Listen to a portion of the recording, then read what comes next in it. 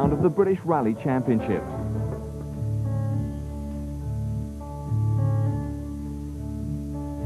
This is the end, beautiful friend. At the end of the last series, we waved a tearful goodbye This is the end, to the old Jaguar XJ12. my only friend, the end.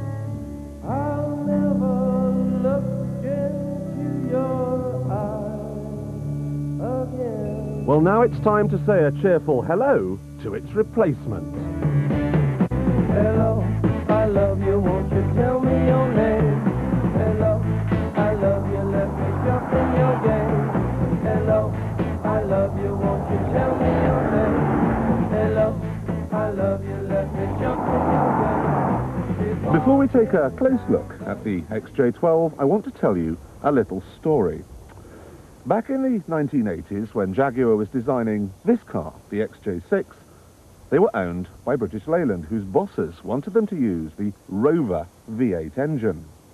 Now, Jaguar's engineers were horrified, and to scupper what they saw as this heresy, they deliberately designed the engine bay to be too narrow to accept a V-shaped engine.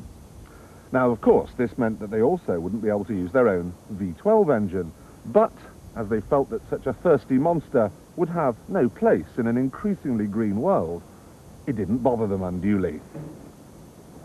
In 1987, they launched this car with their own range of inline six-cylinder engines and sat back, pleased that their little scam had worked. The trouble was, it hadn't. You see, as the car hit the streets, BMW and then Mercedes launched the V12 saloons of their own. Jaguar's only response was to keep the old XJ12 going, but by the end of last year, it was getting too long in the tooth to stand up to this Teutonic onslaught. If Jaguar wanted to keep a toehold in the very upper echelons of cardom, they absolutely had to find a way of shoehorning their own V12 into that. And they have, because in an XJ6 body, there now beats a V12 heart. However, here's the question: is the new car as good as the old one? At tickover in the old XJ12, the engine was completely inaudible. But in this one, there's a rumble and, dare I say it, even a slight vibration.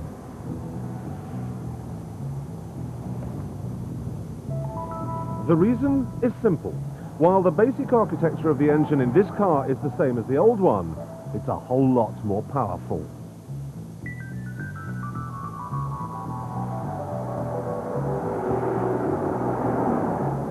It's been enlarged from 5.3 to 6 litres, so that it now pumps out a whopping 318 horsepower. Riders on the storm. 0 to 60 now takes 6.8 seconds, top speed 155 miles an hour. The old XJ12 was all smoothness and serenity, but this one gives you a bit more stuff.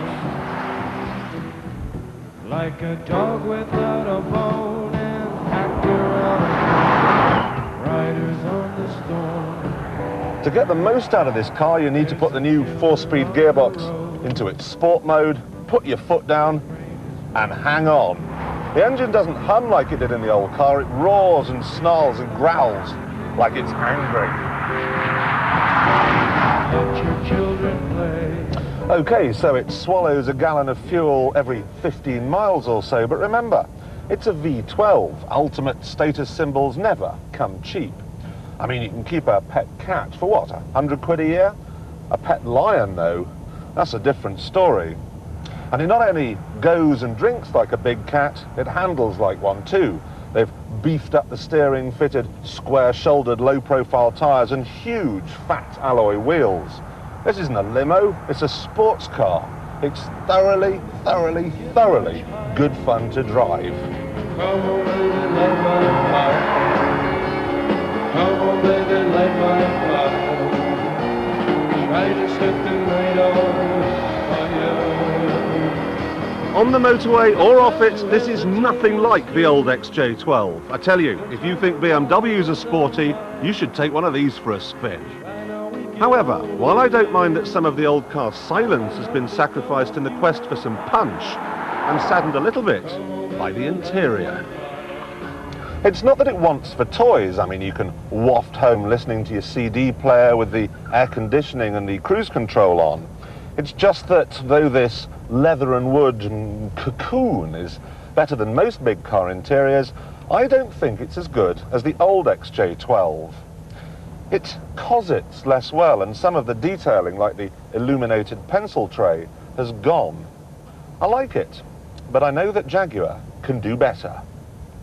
Other drawbacks include smallish rear quarters, though a long wheelbase version is on the cards, and a deep-seated belief that Jaguars are not as well made as their German or Japanese competitors. That aside, there can be no doubt the product is right. It goes like a BMW. It soothes like a Rolls-Royce.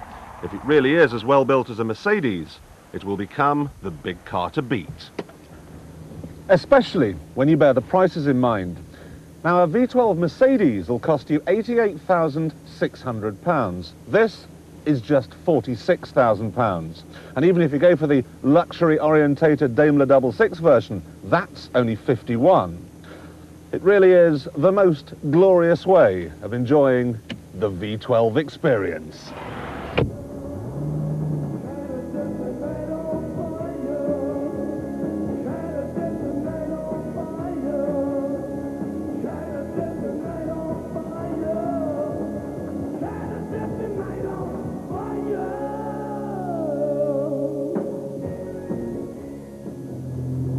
However, if you strip away the bodywork, the wood, the leather, and even the odd wheel,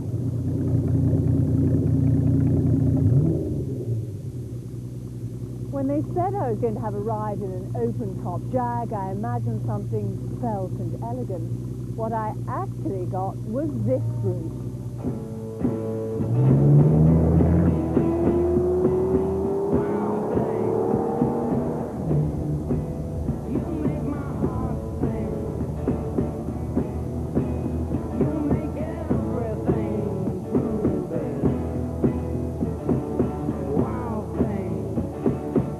Trikes are usually rather tame things with VW Beetle engines, but Tony Carter from Bradford thought a 5.3-litre V12 Jaguar motor would liven the breed up a bit.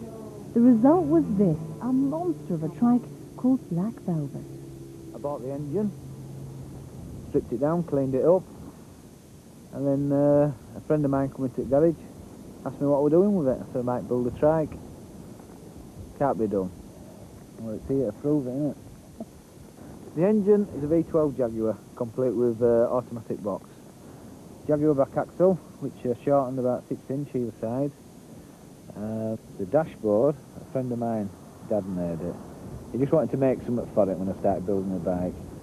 The clocks are XJ12, they come out of an XJ6. When you're building something so different, you have to use your ingenuity.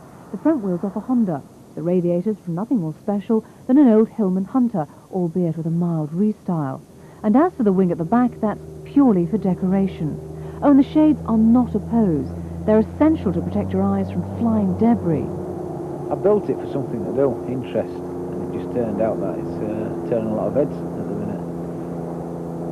I went to see the XJ220. It was on show at local Jaguar dealers.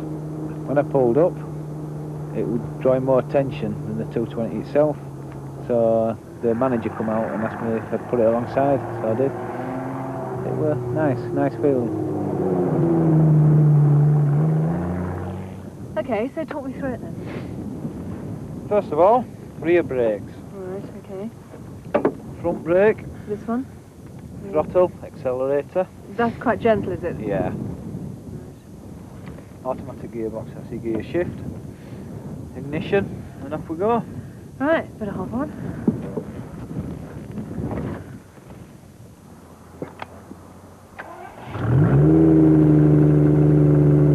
Now, as well as knowing how to drive the trike, one must also dress appropriately.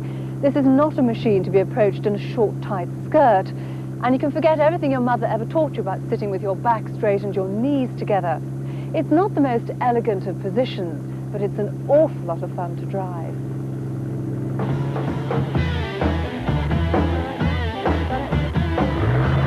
Handling isn't too bad in a straight line, but turning corners is to be avoided at all costs, particularly if you're as puny as I am.